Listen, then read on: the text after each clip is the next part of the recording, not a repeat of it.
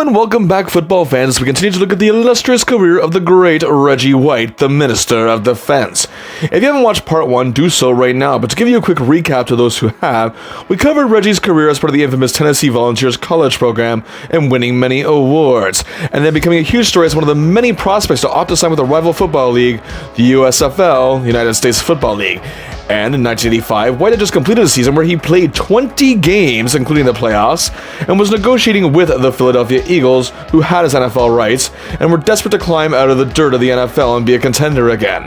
And indeed, in later September, with the NFL season already underway, White's contract was bought out, as the USFL at this point hadn't yet ceased operations, but that would happen in August of 1986, just less than a week when they were actually awarded a $1 million award, winning an antitrust lawsuit against the NFL, but they didn't have enough to keep going. White took a cut in salary as he signed a $1.85 million deal over 4 years. As I mentioned in the last video, of course, with potential bonuses and likely endorsements, White will be just fine financially.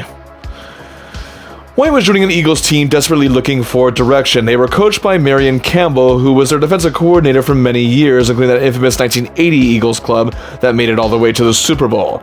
Harry Gamble, the team's GM, who was of course very instrumental in bringing White on board, was eager to get him on the field as well. The Eagles were not short on talent, but were just short on direction and, well, success.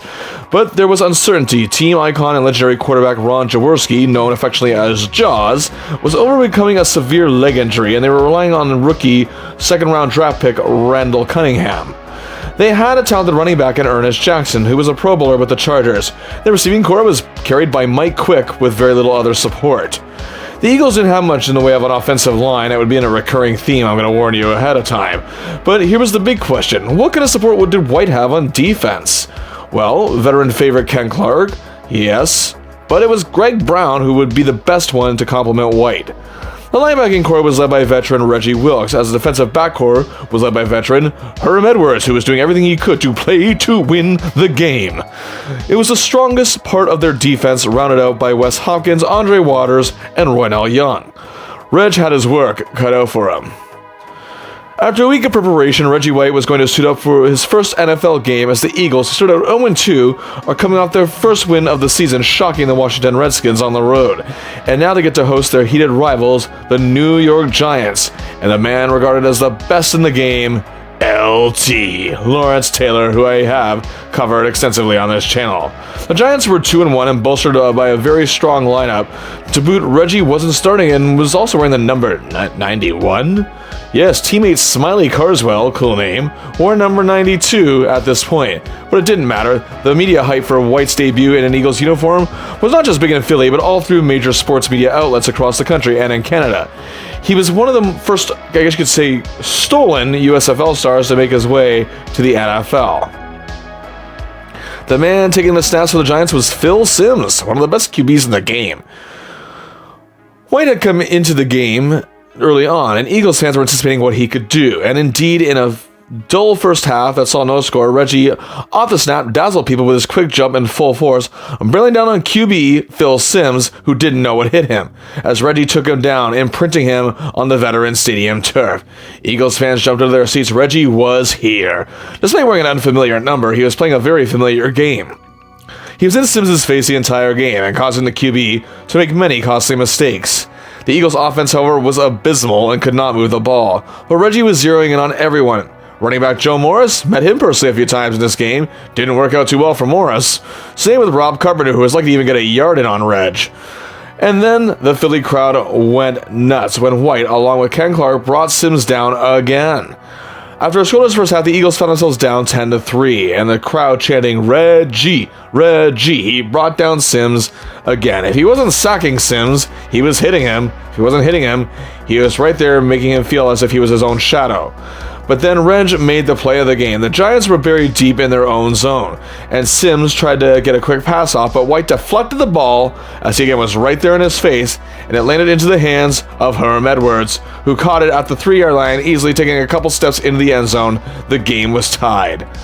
Sadly, the Eagles would lose in overtime, but the story was Reggie White. It was regarded as one of the greatest debuts of all time. His first appearance, well, was all over highlight reels across North America. 2.5 sacks and one of the best in the league, no less.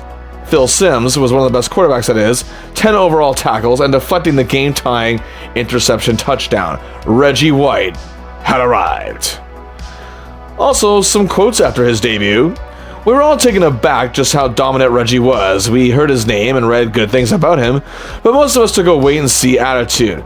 Once he stepped on the field, though, it was clear he was something special, said Eagles tight end John Spagnuolo.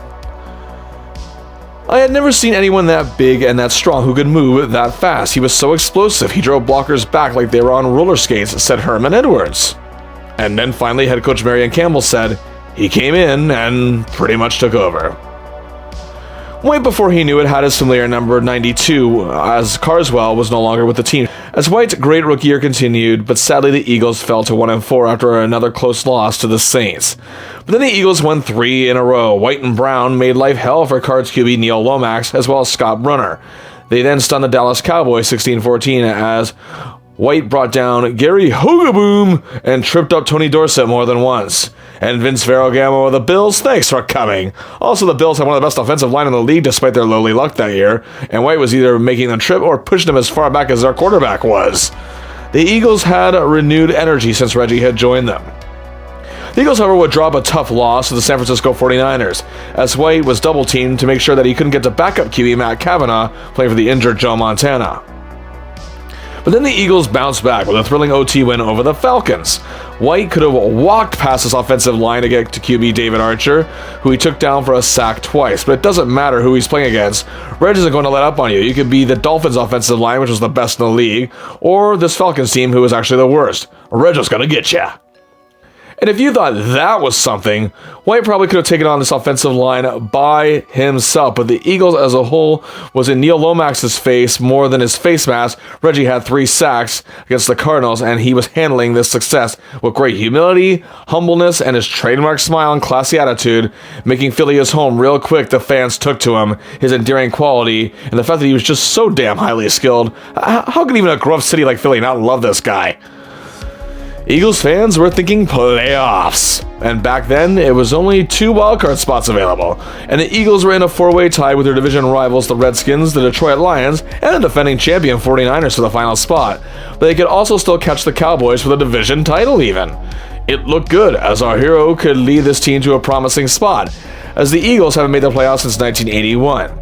Yeah, things looked good until they went to hell again. A devastating 34-17 loss to the Cowboys. And hey, look, 23-0 lead going into the fourth quarter against the Vikings, and they lose 28-23. The Eagles fans boo this team off the field off that one. And, well, Reg did get half a sack in the game. A very important game against the Redskins resulted in a 17-12 loss, and despite the fact that Reggie White took it to a very good Chargers offensive line and was tattooing himself on legendary Dan Fouts, registering a sack on the legend, the Eagles lost their 4th in a row. Bye-bye playoffs, and bye-bye head coach Marion Campbell. He was fired with just 1 game remaining after the loss.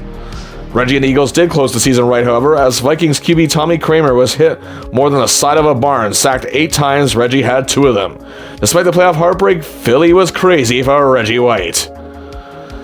Reggie had 13 sacks in his first NFL season, tied for 8th in the NFL with teammate Greg Brown, Carl Mecklenburg of the Broncos, the awesome Too Tall Jones from the Dallas Cowboys, and Lawrence Taylor.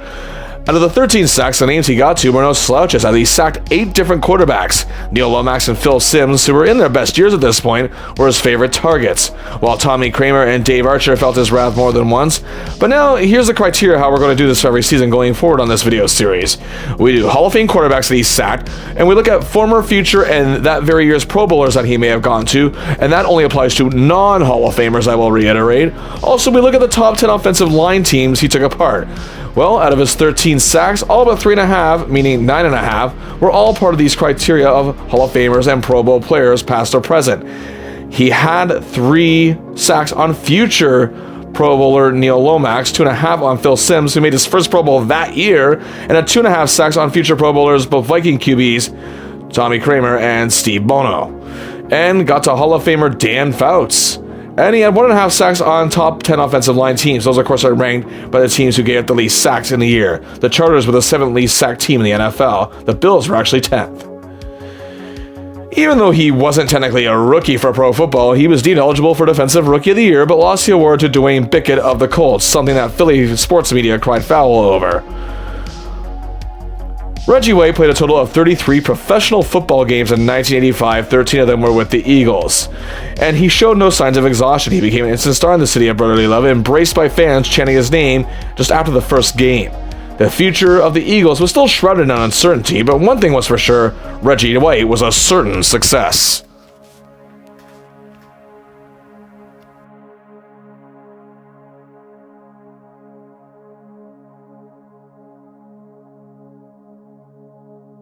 It was clear the defense needed to build around Reggie White and Greg Brown going into the 1986 season, both of whom were a devastating tandem. But little did they know, an 8th-round draft pick, linebacker Seth Joyner, would also add more depth to the defense. Also, another defensive end, Clyde Simmons. The Eagles brought in a coach whose strength is indeed defensive lines, Buddy Ryan, as he was the defensive line coach for the Super Bowl champion Chicago Bears. White was quick to call Philly home, as I mentioned, and already active in many charities, youth programs, and anything to show his fans just how much he cared. But the Eagles just weren't formidable. They were crushed by the Redskins, 41-14.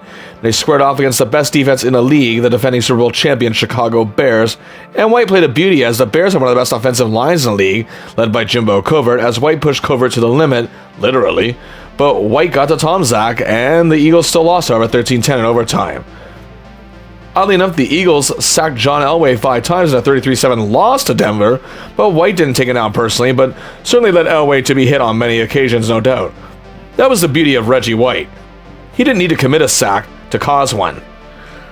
They won their first game of the year against the Rams, 34-20. The best their offenses looked yet this year.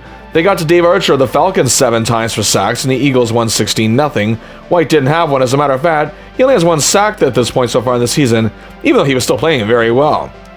White, however, reintroduced himself to Phil Simms, and indeed, they were in his face all game. The Eagles, however, were humiliated 35-3. They played much better the following week, however, against another heated division rival, the Dallas Cowboys, but lost still 17-14. But White and the defensive line and the Eagles played much better the next week, a 20-7 win over the San Diego Chargers, and a 3-5-0, not great, but still not out of it. White was playing very well, still putting on the pressure, still garnering many key tackles, but only had 3 sacks, which brought out a few unfair critics. Well, he saw the irrationality of these morons the next week with 4 sacks in one game against the Cardinals, but the Eagles would still lose 13-10. He got to both Neil Lomax and Cliff Stout twice each. After another loss, this went to the Giants, again, 17-14. The defense played a beauty against the Detroit Lions, but lost a late-game heartbreaker, 13-11. White was outstanding in the loss, but then the Eagles lost their 4th in a row, kissing their playoff hopes goodbye in a loss to Seattle. However, Eagles fans had something to cheer about when Reggie White hit 4 sacks, and the Eagles won a thrilling overtime game on the road against a very good LA Raiders club, 33-27. Rumor has it that old man Plunkett retired, not wanting to risk playing against Reggie White again. Oh, okay, I really have no basis for that rumor, but wouldn't it be awesome if it was true? Anyway, the Eagles were set to finish the season against 3 division rivals, and Reg was a machine. 2 sacks in a 10-10 tie with the Cardinals. Neil Lomax meeting his old pal Reg a couple more times. In a 23-21 win over Dallas, despite ending the season 5-10-1 on a loss to the Redskins, Reggie White and company didn't make it easy for the infamous Redskins Hogs offensive line, and he was in the face of Pro Bowl QB Jay Schrader all day. 6 sacks in 3 games to end the season against division rivals, no less. And 10 in 4 games, of course, counting the sacks against the Raiders. Reggie White had 18 sacks in the year, sacking 9 different quarterbacks. And while Neil Lomax was again his favorite target, a lot of interesting names here. He got to another Pro Bowler in Jay Schrader. And talk about trivia factoids, he actually got the 2-time Super Bowl winner and former Super Bowl MVP Jim Plunkett 4 times. This was actually Plunkett's last season in the NFL. And longtime veteran Joe Ferguson as well, best known for his days with the Buffalo Bills, now a Detroit Lion. Reg got to him. And the best stat would have to be the fact that 1/6 of White's sacks, 3 that is, were against 3 different top 10 offensive line clubs, including the powerful Bears, as well as the Redskins Hogs and the solid O-line of the Chargers. As a matter of fact, that's 3 out of 4 top 10 offensive lines that the Eagles faced all year, the 4th being the Rams. Reggie White was ranked 3rd in the NFL in overall sacks, just half a sack behind Redskins star Dexter Manley. Of course, this was a year where LT won Defensive Player of the Year and MVP. Either way, a banner year for Reggie White. And as a matter of fact, he was voted first team All-Pro for the first and definitely, spoiler, not the last time of his career. He was also named to his very first Pro Bowl, and was actually the Pro Bowl MVP. What made this year special for White is that he played a lot of the tackle position rather than the comfortable defensive end spot he was always used to and shined at. But he still shined in this spot as well, but would still play on end on several plays throughout the season. But it just showed how dynamic he was. After an excellent first year in the NFL, he looked even better, despite the constant woes of the Eagles themselves in his second year. First All-Pro selection, Pro Bowl MVP, third in sacks, and showing he can play different spots on the line. He truly was one of a kind. Going into the 1987 season, however, the Eagles suffered a blow in the offseason. They lost Greg Brown to the Atlanta Falcons. But they moved Reggie back to defensive end because they had a defensive tackle they've been looking for and got him in the first round of the draft that year, University of Miami's Jerome Brown. It was around this era sports jerseys were starting to become a very hot commodity and popular thing to buy, and you best believe a lot of football fans around Philly were wearing the number 92. White was bombarded with fan mail, and during his downtime when he wasn't spending time with his family in the offseason, he'd send autographs and try to answer as many letters as he could. He's becoming a highly requested celebrity for the Make-A-Wish Foundation to boot. But little did anyone know what 1987 would hold for the Minister of Defense, but what we do know is he was training hard for this season, harder than ever. He was not only determined to take full command of the ship of this Eagles defense, he was determined to produce even more, and hopefully more wins as a result. And hey, he started the season right.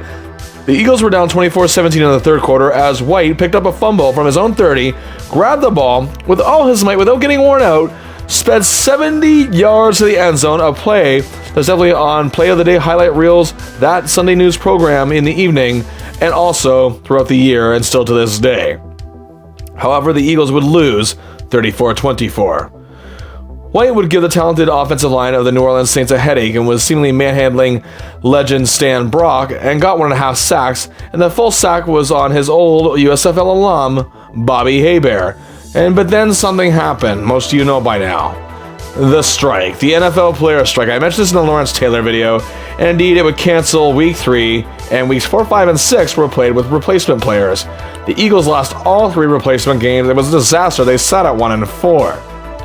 But Reggie returned with a vengeance. Danny White would have nightmares about number 92 for weeks, as White spent the majority of the game in his own zone and sacked 2.5 times as a result.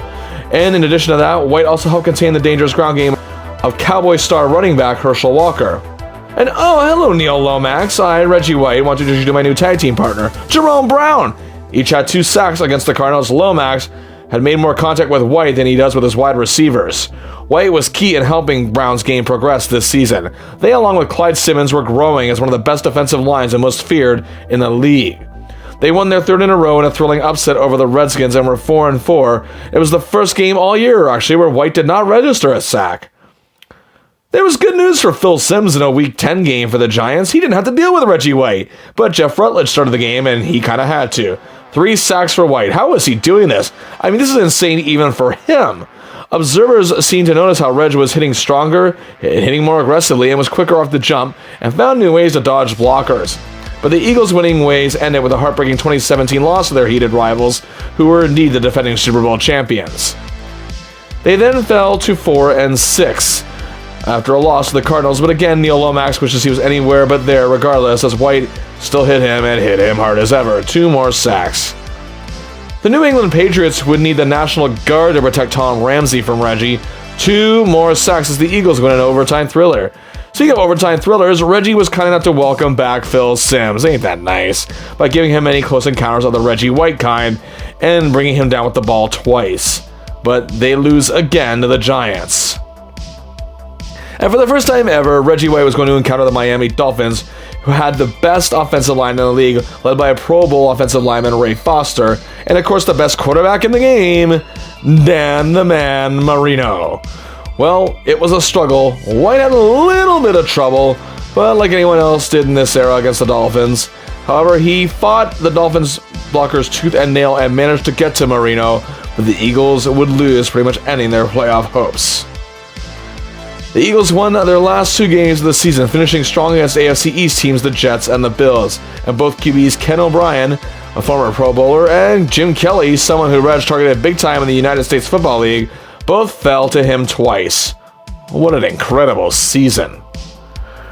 21 sacks. 12 games. That's an NFL record of 1 3/4 sacks a game. It still stands to this day. 11 different quarterbacks were left in Reggie White's wake of destruction. All but 6.5 sacks, meaning 14.5 were either against Pro Bowlers that year, future and former Pro Bowlers, and Hall of Famers. The Hall of Famers, he had 3 sacks as Marino and Kelly incurred his wrath. And Marino didn't get taken down often back then, not even by the best. Neil Lomax might as well put LT and Reggie on, his Christmas card list because he's gotten to know them quite well, and that's his Pro Bowl year, no less. 6.5 sacks on former Pro Bowl QBs Danny White, Phil Simms, and Ken O'Brien, all great pivots in their time. And reintroducing himself to Bobby Hebert, a future Pro Bowl quarterback. Also 3.5 sacks on 3 different teams on top 10 ranked offensive lines, including the #1 Dolphins. What a year. I cannot stress that enough. Reggie's 21 sacks was, of course, tops in the league. The first time he led the league in sacks. As that lethal defensive line of White, Simmons, and rookie Jerome Brown were taking hold of the NFL. A total of 57 overall sacks was second best in the entire league. You see everyone else on this list, all Hall of Famers, I might add, and their numbers are perfectly normal and at par, as most of them, like Reggie, only played 12 games that year due to the players' strike. Just showing just how ridiculous his numbers really are. And with 3/4 of the vote, it's simply no contest. Reggie White is the NFL's Defensive Player of the Year. His utterly insane stats are simply just part of the story. He took the entire Eagles' young defensive line and others under his wing to help improve them in a big way, worked closely with head coach Buddy Ryan and defensive coordinator Wade Phillips. And White was humble in his acceptance of the award, making sure to thank everyone that made it possible. You can truly see that he felt if he was the best, it was because he worked with the best. This, of course, meant White was a first-team All-Pro again and made his second straight Pro Bowl, despite some, mainly Giants fans, wanting an asterisk next to this year for weird reasons. I don't even know why. Not like he played against replacement players like Lawrence Taylor did for one game. And how the f*** do you put an asterisk next to 21 sacks in 12 games? Idiots. Yes, an NFL record of 1 3/4 sacks a game, a record that still stands today. Either way, Reggie White's 1987 just showed how good he really was. How he was not just trying to improve his own game, but the game of those around him on top of that. Going into his 4th season in 1988, Reggie White had yet to play in an NFL playoff game. Something had to give. The defensive line was now one of the best in the league. Reggie White, Clyde Simmons, and Jerome Brown. He had Seth Joyner. He was considered one of the most underrated linebackers in the league. And to add even more depth, they took a big part of the Bears' legendary defense in the 1980s, Todd Bell. They had the secondary, well, they still had promise, but the big problems were on offense. Randall Cunningham had potential to be one of the best QBs in the game. The Eagles, however, had one of the worst offensive lines in the league. What the problem was that they had one of the youngest as well. They still had one of the best receivers in the game with Mike Quick, as well as a youngster by the name of Chris Carter, and former first-round pick Keith Byers, a very multi-talented running back, better on the pass than anything. But was this enough? Did this team just need to mature a little more to be successful? Oh, well, let's find out. As if Vinny Testaverde's rise in the NFL wasn't hard enough, he has to now deal with Reggie White on opening week of this 1988 season. The Eagles just decimate the Tampa Bay Buccaneers 41-14. But then, yep, same old Eagles it seems. 3-game losing streak. A late game loss to the Bengals where Reg hoped to reacquaint himself with college adversary Boomer Esiason. The offense and Cunningham were abysmal in a 17-10 loss to the defending champion Redskins, despite Reg and Jerome Brown being in the face of Doug Williams the entire game. But then Reg had a huge game against the Vikings. 4 sacks on Tommy Kramer, but again suffered a late game heartbreaker. They broke the losing streak in a win against Houston, but then a huge win in Week 6 on Monday Night Football, no less. For the first time since 1984, and the first time with Reggie White on their team, they beat the New York Giants very convincingly, 24-13, a game memorable for Chris Carter's 80-yard touchdown that put the game out of reach. But again, Reggie was making good friends with Phil Simms. Also, the fact that White, along with Brown and Simmons, are all in Simms' face constantly, key in causing him to throw 20 incompletions. After a bad 19-3 loss to the Browns, they beat their struggling division rival Cowboys and go 4-4. The Eagles, however, fell to 4-5 and were being written off yet again after another late-game loss to the Falcons despite Reggie registering 2 sacks. Yeah, same old Eagles indeed. As great as Reggie is, as great as their defensive line is, there's no way this team will ever go on a 4-game winning streak. A very big win over a talented Rams club as White squared off with the great Jackie Slater, and Slater made Reg work for the 2 sacks that he was able to obtain. Quite a battle between 2 greats. A big late-game win for once over the lowly Steelers as Bubby got blistered by Reg and company, and after suffering OT heartbreak in past seasons, they beat the Giants in overtime. Phil Simms takes a beating, and it's the first time the Eagles sweep the Giants in both games since 1980. Huge. And hey, a win over the Phoenix Cardinals. Neil Lomax gets a break from Reg, but Cliff Stout does not. And the Eagles have won 8 games, the most since White has joined the team. Now, playoffs is a real possibility. The Eagles sit in the division lead, but the Giants have the same record. And the Redskins and Cardinals are not far behind. However, in a big game against the Redskins, Reg and company were held at bay by the Hogs, and now the Giants, just like that, leaped ahead of the Eagles for first, as they won their game that day. Against the Cardinals, they needed a win badly despite blowing a 21-0 lead. The Eagles would hang on, and in what would be the final game of Reggie White barreling down on Neil Lomax, he did so twice. But now it was going to come down to the final week. The Giants on top could literally lose it all. The Eagles, even if the Giants win, could still clinch a wildcard spot regardless. Or if the Giants lose their game against their stadium rivals New York Jets, a formidable team whose season was done, yes, but good enough to play spoiler, while the Eagles will face the lowly Dallas Cowboys. The Eagles, however, could lose it all too if they were to lose and the Rams or the Saints, barring tiebreaker rules, were to win their games. So a bunch of different scenarios. The Giants and also the Saints were all playing at 1 p.m. along with this game. But it was no contest. Reggie and the boys got hungry and forgot their manners. Yeah! And they won their game 23-7. For the first time since 1981, the Philadelphia Eagles are going to the playoffs. And get this. For the first time since 1980, they win the NFC East. The Giants lost their game to the Jets, and the Eagles get a bye to the divisional round. Reggie was finally going to get his first taste of playoff action at long last, as were the long-suffering Eagles and their fans. And facing them, however, it wasn't going to be easy. The Bears, who had a huge 12-4 record, winning the NFC Central for the 5th straight season, of course led by all-time great coach Mike Ditka. Their defense was missing, however, some key factors. Richard Dent and the Fridge William Perry were both out of action, but they still had Steve Mungo McMichael and Dan Hampton on the line. They had the best middle linebacker in the game, Mike Singletary, and a reliable defensive backcourt, had the 3rd most interceptions all year, led by Dave Dearson and Mike Richardson. They also had a trio of reliable quarterbacks, Mike Tomczak, Jim McMahon, and a very young Jim Harbaugh. Running back Neil Anderson, who had the tough task of succeeding the great Walter Payton, did have a great year running for over 1,100 yards. But their offensive line was still led by Big Jimbo Covert, Keith Van Horn, and Jay Hilgenberg. They were the ones Reg and the crew really had to worry about here. And the unforgiving conditions of weather at Soldiers Field in Chicago was nothing unusual, but a heavy, thick fog would shroud the stadium during this game. The Eagles knew this was not going to come easy. The first quarter, the conditions again were not all that bad, but it started out bad for the Eagles, as the Bears struck first and early, shocking the Eagles with a 64-yard play from Tomczak to Dennis McKinnon. The Bears take the first lead 7-0.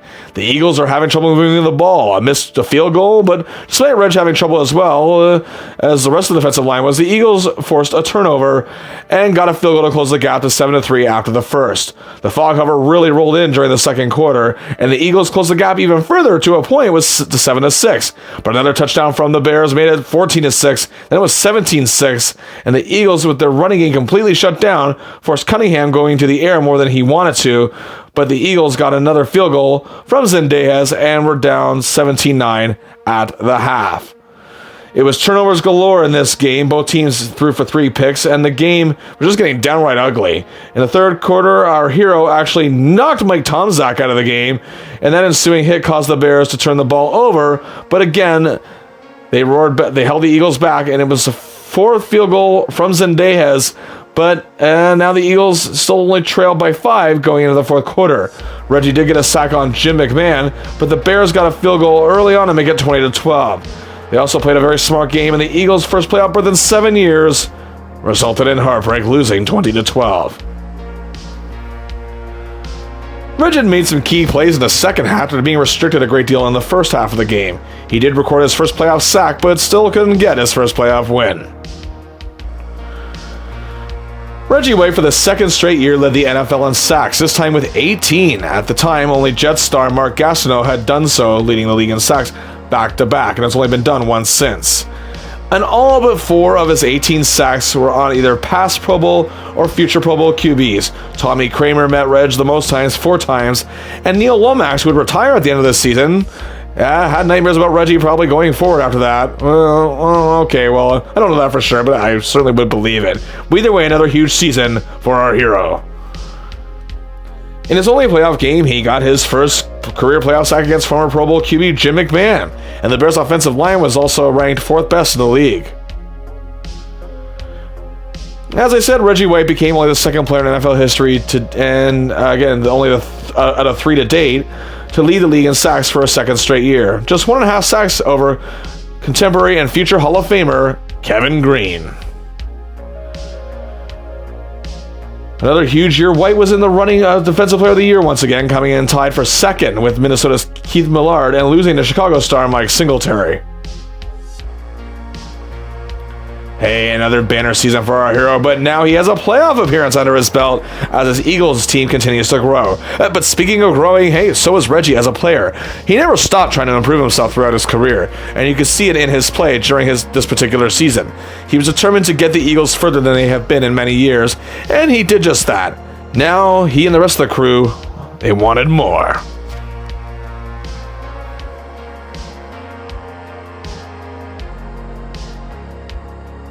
As the 1989 season was being prepared for, the Eagles were truly now understanding Reggie's value and how key he was to this team if they ever wanted to be champions. He was signed to a 4-year, $6.1 million deal, meaning he'd be making just slightly more than $1.5 million a year, making him the highest paid defensive player in the NFL. Well, I don't doubt White certainly didn't mind what he was getting paid. His goal was to get the Eagles to another level. He and that awesome defensive line were prepping to do so. The defense as a whole was continuing to grow. A promising defensive back by the name of Eric Allen was starting to make some waves. Seth Joyner and Byron Evans still led a very underrated linebacking core. Well, of course, Reggie led the way along with Simmons Brown, as well as Mike Pitts really contributing a lot on the defensive line. Though they still lacked much protection for Randall Cunningham, despite star tight end Keith Jackson doing his thing. 1989 still looked like it could be a big year for the Eagles. The team started the season right with a huge 31-7 win over the Seahawks. That defensive line was in the face of Dave Krieg all game long, bringing him and backup Kelly Stouffer down a total of 4 times. Reg was key in also containing running back Kurt Warner to just 47 yards. Despite trailing 20-0 to the Redskins, the Eagles came back and ultimately won a huge shootout over their division rivals, 42-37. But in a game against the defending Super Bowl champion San Francisco 49ers, the Eagles held a 21-10 lead in the 4th quarter. The powerful Niners exploded and won 38-28 in what was Reggie's first game taking on the great Joe Montana, who he managed to get to twice, once with Brown, and overall the Eagles D-line took him down 8 times despite the loss. Sadly, the Eagles dropped a second straight as they were unable to avenge their playoff loss last year against the powerful Bears. But then the Eagles went on a 4-game winning streak. First, another thrilling outing against the Giants and late-game heroics. Oh, poor Phil Simms. Reggie hitting him like he wanted to end his commentary career before it even started, let alone his playing one. They followed that up with a 17-5 win over the Cardinals, where the defensive line horrified Tom Tupa, and then the defense reigned supreme in a 10-7 win over the Raiders. Indeed, Bo knows as he now knows Reggie White. And Reggie, along with Simmons, Jerome, Mike Pitts, all flushed John Elway out of the pocket, but unlike many games, Elway didn't succeed all that often. They all brought him down at least once in a thrilling 28-24 win over the powerful Denver Broncos. This defensive line was more together than ever. It was like a well-oiled machine that just kept on moving. The Eagles were 6-2 and having a great year. They did not have the division lead. The Giants were 7-1. Of course, their only loss was courtesy of our hero in this team. So repeating as East champions was going to be a tough task. Reggie White reacquainted himself from his former playoff foe from last season, Jim McMahon, who is now a member of the San Diego Chargers. But the Eagles would lose the game 20-17 and would lose another game where their offense was non-existent 10-3 against the Redskins. And the Eagles fell to 6-4. Now what?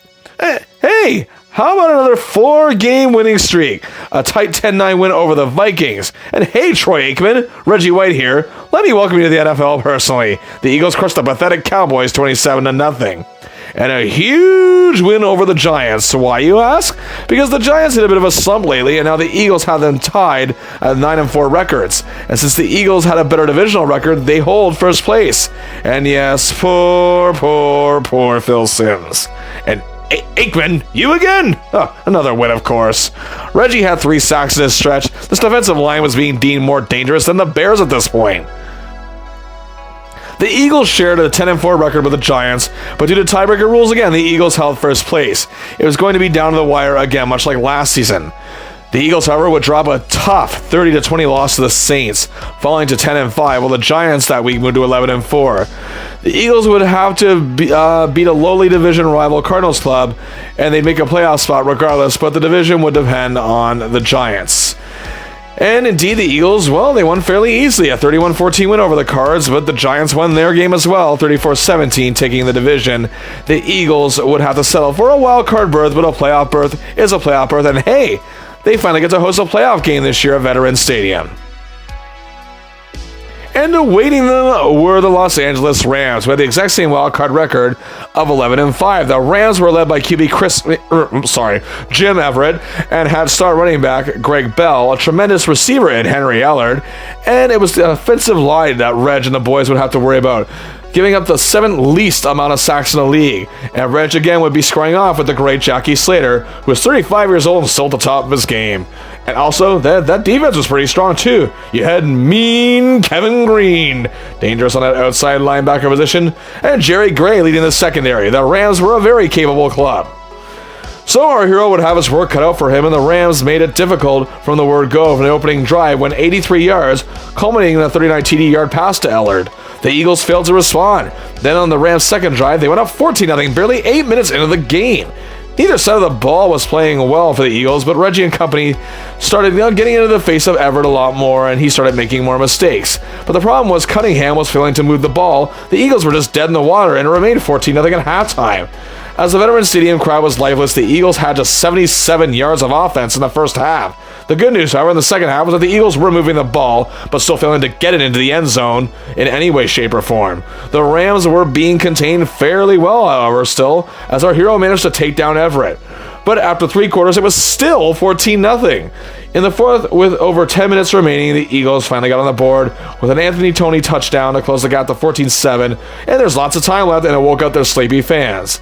And then it looked like momentum was shifting. Joyner made a huge interception, but the Eagles failed. 2 fumbles, both recovered, however. 2 incompletions, they were forced to punt. The Rams put the game out of reach with 1 more touchdown and would hang on to win 21-7.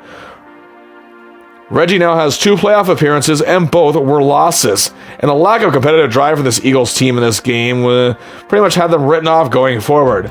The Rams, well, would also upset the Giants in a crazy twist, but eventually lose the NFC Championship to the eventual champion, 49ers. Reggie White had 11 sacks this year. That's the lowest so far, but the thing is, he didn't really need to record as many as usual. Why, you ask? Because the defensive line as a whole was more cohesive than ever, as they still had the second most sacks in the NFL with 62, just second to the Vikings, who had 71. But he was playing in top form, and 6 of his sacks were on future Hall of Famers. 2 of them were at the top of their game and faced each other in the Super Bowl that year, Montana and Elway. Troy Aikman, however, was in his rookie year and on a team that was 1-15, yet the team had a very good offensive line who allowed the 6th least amount of sacks in the league. Hey, Phil Simms, welcome back. Well, Jim McMahon, also a former Pro Bowler and former Bear, being on a different town didn't protect him. And 10 sacks, all but one, were either on a former Pro Bowl QBs or Hall of Famers. Gary Hogaboom, although he has the coolest name in this distinction despite accomplishing none of those things. And despite now being 0 for 2 in playoff action, he did record a sack on future Pro Bowl quarterback Jim Everett, as the Rams did have the 7th best offensive line that year. Reggie also managed to get a few votes again for Defensive Player of the Year, 4 votes for 4th place. Reggie was making the defensive line around him even better, as if Reg wasn't going to get you on one side, Simmons would get you on the other, or right in your face would be Jerome Brown or even Mike Pitts. He was a leader in every sense of the word and was a guiding force to the team's success. So much so, Simmons was actually in the top 10 in sacks, and Reggie, for the first time in his NFL career, wasn't. But it didn't matter, as he was a first-team All-Pro yet again, 4th straight season, same for a Pro Bowl selection, and on top of that, was named to the NFL's All-1980s Decade Team. Despite just joining the league in 1985, his dominance of the game in just 5 seasons was truthfully recognized.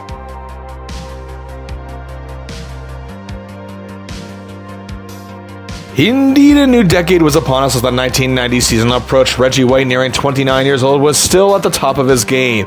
But something had to give with this Eagles club. After 2 playoff failures, the organization was getting a little impatient, and so were those fickle fans. However, the defensive line they had built up, of course it was led by our hero, was actually being fully solidified.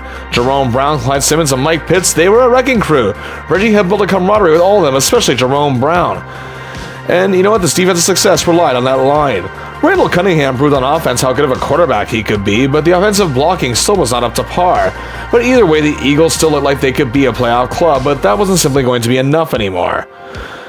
The Eagles, however, did not start the season well, as their luck against the New York Giants came to an end with a close 27-20 loss. The Giants' offensive line kept White away from Sims most of the game, surprisingly.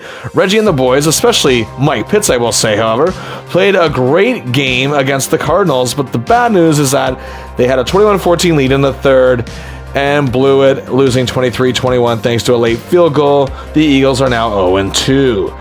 However, they'd win their first game and get a measure of revenge against the Los Angeles Rams, who beat them in the playoffs last year, 27-21. Again, however, that great Rams offensive line held the defensive line at bay, but Reggie got to Everett, and more importantly, the Eagles were in the win column. However, the joy was short-lived, as it wouldn't last, despite Jack Trudeau and the Colts being introduced to Reggie for the first time, 3 times up close and personal, as a matter of fact. The Eagles lost a late lead and the game 24-23.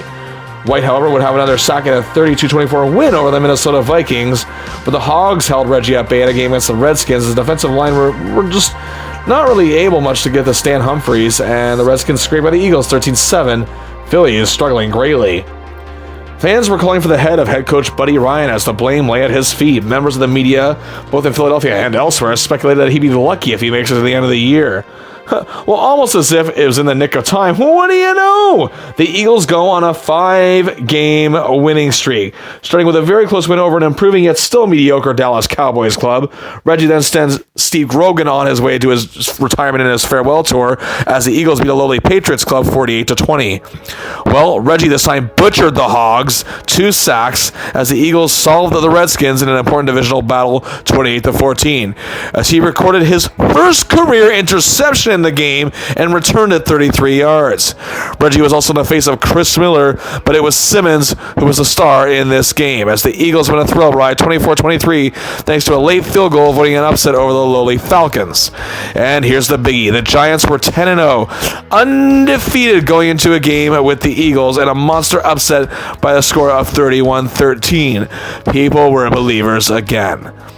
The playoff format had changed, as now the wild card featured 3 wild card spots, with the 4th going to the 3rd best division leader, whereas the top 2 division leaders get the bye to the 2nd round. The Eagles were sitting pretty good at one of the wild card spots at this point in the season. Then came a game against the high-powered Buffalo Bills, and our hero could barely get past Howard Ballard on the offensive line, let alone even get close to Jim Kelly. The Eagles were in it until the end, but lost 30-23. Then came another AFC East team, the Miami Dolphins, where Reg reacquainted himself with Dan Marino. The Eagles let a late lead slip and lost in overtime 23-20, and they have now fallen to 7-6. But not many teams were nipping at those final playoff spots, however. The Eagles again silenced their naysayers. A big 3-game winning streak completely destroying Green Bay 31-0 as the defense continued to shine, shutting down the Dallas Cowboys 17-3. Then they held off a Cardinals comeback, winning 23-21. They clinched one of the final wild card spots. Reggie was playing amazingly. And again, the Eagles for the third straight year are in the playoffs. In the wild card round, face our division rivals, the Washington Redskins. The Skin had quite a formidable offense under the radar of quarterback Mark Rypien and a dangerous backfield combo of Gerald Riggs and Ernie Biner. A receiving 1-2 punch of Art Monk and Gary Clark. And the Hogs, yes, the Hogs, oink oink. That infamous offensive line, which Red has been hit or miss with against in the past, but had success in one of the games this year. Bostic, Grimm, and Jacoby better be ready.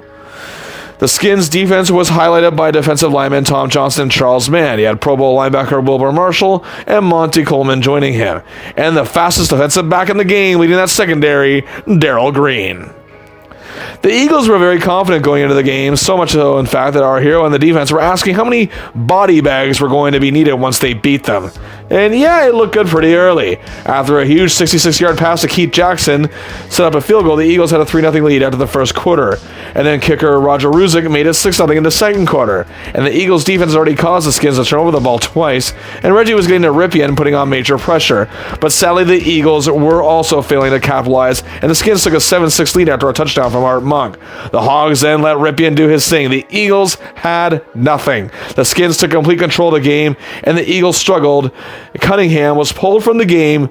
The former target of Reg, Jim McMahon, now an Eagle, well, he failed to do any better. The offensive line again let their quarterbacks down, and the Eagles again failed to win a playoff game, losing 20-6. You know, being a team as talented as the Eagles and losing 3 straight times is one thing in the playoffs, but they don't seem to put up much of a fight at all in these games. And our hero was usually performing well, had to be getting frustrated, and well, you had to believe things might have to change in Philadelphia. White had 14 sacks and targeted 10 different quarterbacks this year, only one short of his personal best, 11 during his career year in 1987 with the 21 sacks. His favorite targets were Tim Rosenbach of the Cardinals, Jack Trudeau of the Colts 3 times each. He also got to Hall of Famer Dan Marino, as well as Jim Everett during what was be his Pro Bowl year, and future Pro Bowler, a very young Rich Gannon. But the most impressive stat of the year would be 4.5 sacks on top 10 offensive line teams, the Rams, Giants, Redskins, and even the number 1 ranked Dolphins. White's 14 sacks returned him to the top 10, and the top 5 among sack leaders, finishing 4th in the league, as the Eagles' defensive line was tied for 4th in overall sacks that year. The Eagles' future was uncertain, but our hero was still doing everything he could to make the defensive line and the defense as a whole better and the best it could be, and was succeeding in that regard. After finishing his 6th season with his 5th straight Pro Bowl, check. 5th straight First Team All-Pro, check. But for the first time since 1986, does not garner a vote for Defensive Player of the Year. Either way, would White be ready to roll with the changes that were coming? Mainly, the big one on the way. The first big change in the offseason was Buddy Ryan. He was fired as coach due to the team's poor performance, and in his place would be Rich Kodite. Oh boy. But he did well as the team's offensive coordinator the year before. Also, Bud Carson was hired to be the defensive coordinator, a man who was part of the brilliance of the 1970s Steelers dynasty, and was just coming off a head coaching stint in Cleveland. This was huge. Carson was a defensive mastermind. With a solid defense already, he could only help make it even better, as the secondary was going to be even more dangerous than ever with the emergence of Eric Allen. But the heart of it was still our hero, Reggie White, along with Jerome Brown and Clyde Simmons. However, Mike Pitts missed most of last season, however, and Mike Golick still contributed a great deal. Joyner still led the linebackers, and Cunningham was coming off of 3 straight Pro Bowl selections on the offensive side of things. The Eagles' running game is dangerous because of him as well. In addition to receiving threats, Keith Byers, they added Cardinals star Roy Green to the club. Special teams even look good with kicker Roger Ruzick and punter Jeff Fiegels the Eagle. Hey, this Philadelphia Eagles team could still do some damage. That offensive line still a concern. Let's see what our hero can do to make this team a winner at last. And hey, what a way to open the season. Reggie and the guys were all over former Pro Bowler Dan Majkowski of the Green Bay Packers in a huge 23 win to open the season. And we're a hero. He garnered 3 sacks, but there was another big change coming in Philly, but this one wasn't intentional. Randall Cunningham was injured in the game and would miss the entire season. The Eagles would have to rely on Jim McMahon and others as well. After a 26-10 loss to the Cardinals, the Eagles rebounded with a 24-0 win over the Cowboys. And this defense as a whole is just crazy. They held the Cowboys to just 157 yards of offense and only 8 first downs. Troy Aikman was sacked 11 times. He threw 3 interceptions as part of 4 turnovers committed by our Eagles team here. Our hero had the other turnover while recovering a fumble and also obtaining one of the 11 sacks. 4.5 were committed by Clyde Simmons. Jerome Brown had 2.5. Golick had 2, while Mike Pitts and our hero each had 1. Also, Rich Miano had 2 picks. Seth Joyner had 1. Not to mention, helped contain star running back Emmitt Smith to just 44 yards on the ground. What a remarkable performance that made headlines across the sports pages. The defense looked great again in a 23-14 win over the Pittsburgh Steelers and moved to 3-1, but more injuries continued to plague their offense. And then a 4-game losing streak hit, shut out by a high-powered Redskins team and held to just 4 first downs despite Reggie and the gang adding pressure to Mark Rypien. They lost 23-0. They also lost to a pathetic Buccaneers team, but despite once again the defense holding the opposition to under 200 yards, they blew a 13-0 lead in the 4th quarter. Reggie was able to plow through the highly potent offensive line of the New Orleans Saints and again held them to less than 200 yards offensively, but they still lost 13-6. They then dropped the loss to the 49ers 23-7. And our hero in this defense is playing incredible football. As a matter of fact, this defense is just on another level, on another planet. But this offense was one of the worst in the league, despite making progress over the years. They've also lost backup quarterback Jim McMahon. This team is just completely lost on that side of the ball. The Eagles fell to 3-5 and were actually dead last in the division. And they were still not out of it by any means, but it was looking very bleak. It's sad considering that their defense, again, was the best in the league, and Reggie was having yet another huge year. But if your offense can't score or move the ball, it really doesn't matter how good you are. But the return of injured backup QB Jim McMahon would perhaps improve things, and if this defense stays its course, well, the Eagles' fortunes could change in a very positive way. And it does just that. 6, count them, 6 straight wins. The Eagles are back in the hunt. First, a 37 win over the defending champion and their rivals, the Giants. Sims avoids Reggie White, but Jeff Hostetler does not. They held the Giants to just under 200 yards and 9 first downs. The Cleveland Browns, however, gave them a run for their money, but the Eagles scored a huge 32-30 comeback win as Reggie finally got to meet Bernie Kosar for the first time. Reggie proceeded to give Boomer Esiason and nightmares from the 1983 Citrus Bowl and also welcomed rookie Donald Hollis to the league in a 17-10 win over the Bengals. The Eagles crushed the Cardinals and then beat a talented Houston squad. And oh, not again. Poor Phil Simms. Reggie crushed him in a tight win over the Giants 19-14. 6 wins, 6.5 sacks. I'm telling you, this guy just keeps getting better and better. And the Eagles, with 2 games remaining, are alive for their playoff hopes and indeed are tied 9-5 with the Cowboys and Falcons as they fight the final wildcard spot. Their opponent was the Dallas Cowboys, indeed, who were without starting quarterback Troy Aikman, and the dominant performance by the Eagles early in the season over the Cowboys was still on people's minds. And the Eagles actually led 10-5 at halftime. They led 10-8 after 3, and then completely fell apart in the 4th quarter. They would lose 25-13. The Cowboys clinched one of the wild card spots, and if the Falcons lost, the Eagles could still be in it, but they did not. They beat the Seattle Seahawks 26-13. All the playoff spots are wrapped up, and the Eagles can't get in. Our hero and his team ended the season, however, giving their fans something to cheer about. A thrilling 24-22 win and comeback. A late game win over their rival, the Washington Redskins, handing them only just their 2nd loss all season, but the Redskins would go on to win the Super Bowl. Reggie had a sack each on Mark Rypien and backup Jeff Rutledge. Before this game, the Skins only given up 6 sacks all year and had the best offensive line in the game. It just truly puts an exclamation point on just how great this Eagles defense truly was. Reggie White had 15 sacks in that season, his highest total since 1988, and sacked a new career high of 13 quarterbacks. And indeed, out of the criteria of future Hall of Famers, Pro Bowlers that year, and future and former Pro Bowlers, all but 3 sacks were on those type of players. Former Pro Bowl quarterback Don Majkowski met Reggie's wrath on opening day 3 times. And at last, he gets his hands on AFC Central stars Boomer Esiason and Bernie Kosar. And his sack on Phil Simms would actually be the last time he'd hit one of his favorite targets. 6 sacks on former Pro Bowlers. As for future stars, Jeff Hostetler of the Giants was taken down 1.5 times, and make it 4 times total, as Reg also made Burline, Ebert, and Vinny's bright future a little dimmer in given games. And hey, he got to the very rarely touched Mark Rypien in the final game of this season, and future Hall of Famer Troy Aikman met his wrath again to boot. And the Redskins and Saints had the number 1 and 2 offensive lines respectively in the NFL, and Reggie was still able to power through them a total of 3 times, which includes twice against the Skins. Reggie's 15 sacks were tied with Houston's William Fuller for number 2 in the league, and just 2 behind leader Pat Swilling of the New Orleans Saints. The Eagles led the NFL in sacks with 55. Reggie came in 3rd for Defensive Player of the Year voting, 16 votes, actually finishing behind Seth Joyner. And look, no disrespect to Swilling of the New Orleans Saints, who had a phenomenal year, but the Eagles had such a historic defense that year. And for none of them to win when Joyner and White were in the thick of it, as well as Jerome Brown and Clyde Simmons getting votes, it's ridiculous. For the first time since 1975, a team led in fewest passing yards, fewest rushing yards, and fewest overall yards given up. That was the famous Purple People Eaters of the Minnesota Vikings. The defense truly was historic, making it all the more sad how things could have been different with a healthy and consistent offense.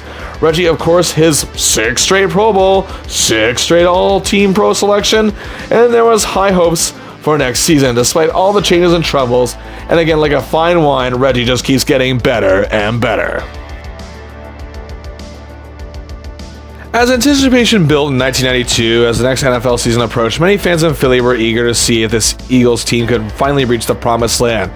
With this defense and a healthy Randall Cunningham, plus the acquisition of Pro Bowl running back Herschel Walker, they could really do some damage and finally overcome their rivals such as the Redskins and Giants, who since White began his career have now combined to win 4 Super Bowls in his 7 seasons in the NFL. The other 3 were won by the Bears and 2 by the 49ers. The NFC was dominating the big game, and the Eagles, pardon the pun, were waiting in the wings for their chance. Always on the cusp of something greater, but never truly achieving it. Then on June 25, 1992, Reggie was set to give his testimony as the Billy Graham Crusade Tour hit Philadelphia and Veterans Stadium. White was heavily advertised for the event, but moments before he went on stage, he was told that Jerome Brown, his defensive line mate and very close friend, who he had built such a great camaraderie with, was suddenly killed along with his 12-year-old nephew in a single car accident in Florida. Brown lost control of his Chevrolet Corvette.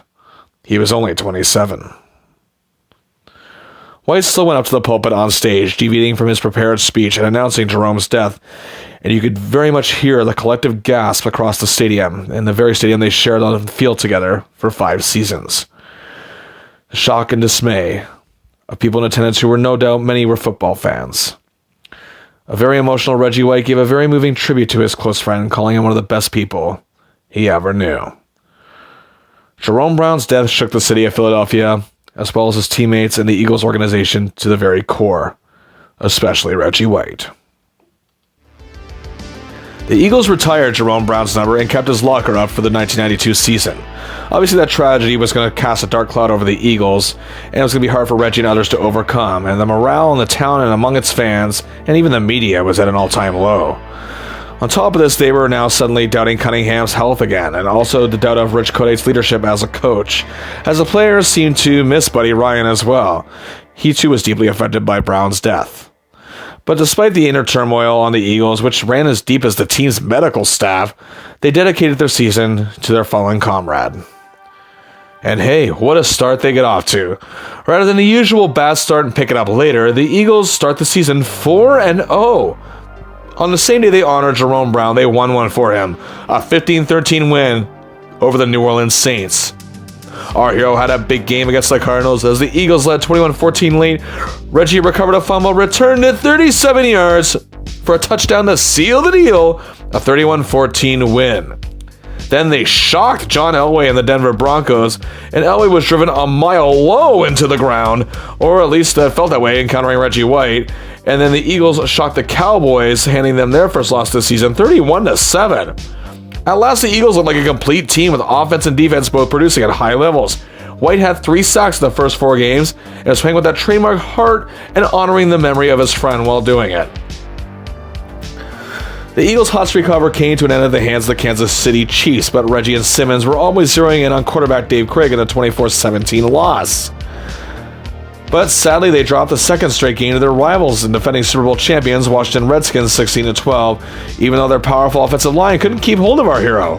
After a win over the Cardinals, they lose to the Cowboys and fall to 5-3. They then moved to 6-3, however, despite once again losing Cunningham, though at least it wouldn't be gone too long. Our hero had sacks on Jay Schrader for the first time since 1986. The Eagles then drop an upset loss to the Packers, however, due to a late-game field goal, 27-24. And here's a shocking offensive shootout with the Giants, 47-34. And White gets 3.5 sacks on both Hostetler and backup Kent Graham, as they are pulverized 8 times total. And when they weren't getting sacked, they were getting hit. And, well, yeah, a big win for the Eagles.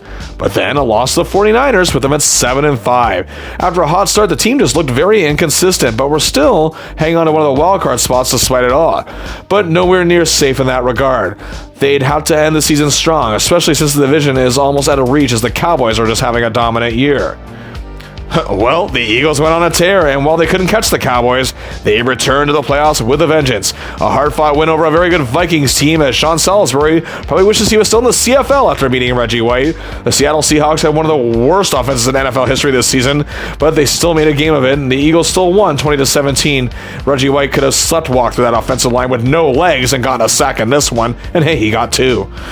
A huge win over the Redskins, where they got that important wildcard spot, and they ended the season by rubbing salt into a very wounded Giants team, and poor Jeff Hostetler. 5 sacks in the final 4 games. White caps off yet another banner year, and he helped his team get back to the playoffs with Jerome Brown watching over them. And awaiting the Eagles in the wildcard round, the 12-4 New Orleans Saints. Indeed, the head coach of the Saints, Jim Mora, was eagerly hoping to achieve playoffs success. Bobby Hebert, the superbly talented quarterback who has encountered Reggie on numerous occasions, still had the best offensive line in front of him. The Saints were led by center Joel Hilgenberg, veteran Stan Brock, and second-team All-Pro Derek Kennard. And on top of that, he had star receiver, the ever-underrated Eric Martin, to throw to. We mentioned Pat Swilling, who was the prior year's Defensive Player of the Year. He also had defensive end Wayne Martin and veteran fan favorites Jim Wilkes and Frank Warren up front. For the Eagles, it was win or bust. Reggie has never won a playoff game in his career. The Eagles haven't won one since they won the NFC Championship back in 1980. Despite the inner turmoil, the inspiration of Jerome Brown was keeping them going. It was on the road in the Superdome, and it didn't look good early. The Saints' offensive line kept our hero at bay. Simmons had no luck either. The Saints had a 7-0 lead. However, Cunningham exposed a fairly weak Saints secondary with the 57-yard touchdown pass to Fred Barnett. But again, Hebert was getting time to make plays. In the second quarter, the Saints took a 17-7 lead and took that lead into halftime. Here we go again. It also didn't help that the Saints had one of the best kickers in the game, Morton Anderson, who drove home a 42-yard field goal in the third quarter to make it 20-7. Same old problems, same old Eagles. It also didn't help that the Saints defense had Herschel Walker's number. But then suddenly, Hebert faced a great deal of pressure and the Eagles came alive. Star defensive back Eric Allen intercepted a badly overthrown Hebert pass that set up an Eagles field goal. They closed the gap to 20-10 going into the final quarter.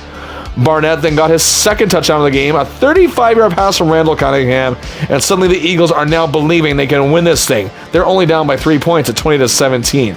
And on the first play of the next drive, intercepted by Joyner, eventually setting up a 6-yard run from Heath Sherman. The Eagles lead 24-20. The Saints falter. Our hero sacks Hebert for a safety, 26-20. And then after the free kick, a field goal from Ruzek, 29-20 Eagles. Tell me this is finally happening. What is going on here? Can the Eagles hang on? Yes! Allen makes another interception and scampers 18 yards for a touchdown. The Eagles win! The Eagles win! The Eagles win! Their first playoff victory in 12 years, 36-20, the final score. Hey, it looked like we were seeing the same old story throughout most of this game that we saw our hero go through in previous playoff appearances, and now he has his first playoff victory under his belt.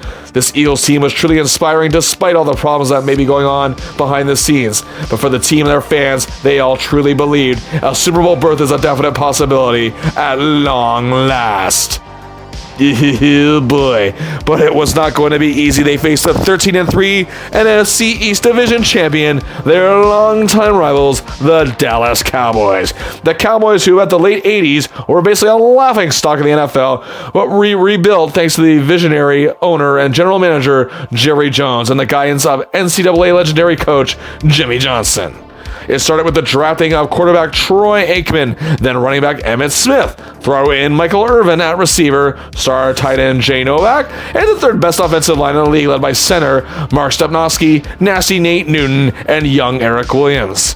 The defense wasn't too shabby either. Defensive line of Leon Lett, veteran Jim Jeffcoat, and former 49ers star and two-time Super Bowl winner Charles Haley. On the linebacking core, you had the ever-popular Ken Norton Jr. in a secondary with promising rookies Darren Woodson and Kevin Smith playing like they're veterans. So here we go. Texas Stadium is the site, and Reggie has had success getting to Aikman quite a bit in his young career, even with the highly potent offensive line. He indeed does get to Aikman in this game for a sack. The Eagles actually struck first with a Rusek field goal and led 3-0. That was as good as it was going to get. The Eagles only mustered up 223 yards of offense compared to Dallas's 360. Once again, the Eagles' lack of offensive line was costly, and their ground game was restricted again. Yep, it came a 34-3 lead for the Cowboys en route to a 34-10 win. Oh boy, the joy in Philly was short-lived, and the Cowboys would go on to win the Super Bowl, and you really can't fault the Eagles too much here. The fact is, the Cowboys at this time were pretty much just unstoppable. They outscored all their playoff opponents by a combined score of 116-47, including their Super Bowl win over Buffalo. As for Reggie, he played pretty well, and little did anyone know at the time, however, he also played his last game as a Philadelphia Eagle. Reggie had 14 sacks this season, just slightly less than last year, and sacked 8 different quarterbacks this year, 2 Hall of Famers in Aikman and Elway. Future Pro Bowler Jeff Hostetler has subbed in quite well for Phil Simms as Reggie's new favorite target, and Mark Ripien didn't feel much like a champion after his encounters with number 92. Stan Gelbaugh may have left Reggie's division, but didn't leave his sights, and Kent Graham being a New York Giant, even as a backup, you're in trouble. Well, nice to see Reg reacquaint himself with another former division rival who moved west, Jay Schrader, after a long time apart, and Sean Salisbury caps it all off. Plus, he had 2 sacks each on the Redskins and Cowboys, who had the second and third best offensive lines, respectively, 4 sacks and beating top trenchmen to do so. Outstanding. Reggie had 1 sack in both playoff games each, and the Saints had the best offensive line in the league, and the Cowboys had the third best, as a couple of his favorite targets, Aikman and Hebert, incurred his wrath. The Eagles' defense again racked up many sacks with 55, and despite losing marks on passing defense, did still have one of the best rushing defenses, and Reggie finished tied for 8th place in Defensive Player of the Year voting with 2 votes. Teammate Clyde Simmons was actually tied for 3rd in voting, as Seth Joyner also notched a vote. It was a tough year for Reggie in terms of dealing with the loss of his close friend Jerome Brown, but he persevered as best he could. He finished tied for 9th in sacks with 14, as teammate Simmons was actually the league leader that year. His streak of Pro Bowls continued with a 7th straight, but in a bit of a shock, his streak of first-team All-Pro selections came to an end, but he was still a second-team All-Pro. This, of course, prompted many brain-sharing pundits to believe he was on the decline, and that the death of Jerome Brown took something out of him. Okay. If anything, it inspired him to have the season he had. He also won the Bart Starr Award, which is awarded to the player that best exemplifies outstanding character and leadership in the home, in the field, and in the community. And on top of it all, he led the Eagles to their first playoff win since 1980. But nobody knew this chapter of his career was coming to an end.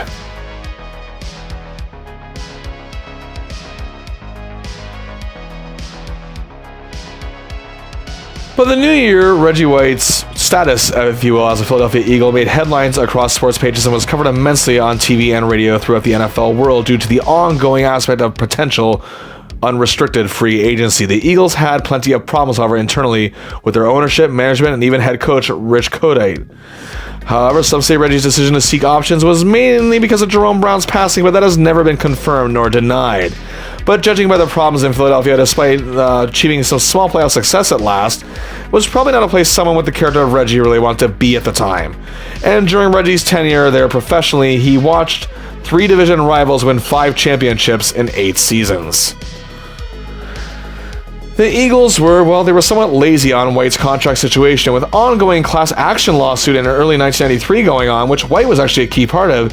New precedents of free agency and negotiations with other teams without restrictions was underway, and they actually led to a settlement, and Reggie can now become the hottest free agent in NFL history at this point, which meant that 27 other teams were falling over themselves to obtain arguably the best defensive player in professional football. Teams at the bottom of the barrel, and even teams that already had a great lineup, were wanting Reggie White on their club and knew what he could do for them regardless. And again, even White's free agency became a Sports Illustrated cover story, and as time went on, the prime candidates were being revealed as White Watch was in full gear in the media. The Eagles' division rivals, such as the Redskins, were trying to build their diminishing defense. The Cardinals were desperate for a franchise player. The Lions had the best running back in the game, but needed to build their defense better. The Cleveland Browns felt White was just what they needed to return to prominence. Even the dominant San Francisco 49ers were looking to replace the void left by Haley. And the Falcons needed a top defensive star on their line, and the Packers were just trying to erase years of failure. Well, the race gets smaller and smaller, and few candidates remained, and the eagerness and anticipation kept on building.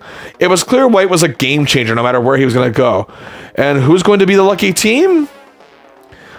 Well, on April 7, 1993, the Green Bay Packers signed Reggie White to a 4-year, $17 million deal, our richest contract for a defensive player once again. And indeed, Reggie White was going to begin a whole new journey. However, his journey as a Philadelphia Eagle comes to an end after 8 illustrious seasons. The Eagles fans were heartbroken and didn't really turn on White as much as you might think these ferocious Philly sports nuts might. The fan base truly didn't believe in Kodite as a coach either, and felt the Eagles' half-hearted efforts to keep White were unbelievably pathetic. But his legacy in Philadelphia can't be understated. Defensive Player of the Year, 2-time season sack leader, 6 straight first-team All-Pro selections, 7 straight Pro Bowls, was named MVP in his first Pro Bowl, and was a second-team All-Pro in his final season there. He won the Bart Starr Award, was named the All-Decade Team in the 1980s, led the Eagles to a division title, led them to their first playoff win in 12 years. He set an NFL record that still stands this day with 1 3/4 sacks per game in his 1987 Defensive Player of the year. Who can forget that memorable 1991 defense? And oh yes, he is only second to Lawrence Taylor at this time in career sacks, so Taylor himself was still active.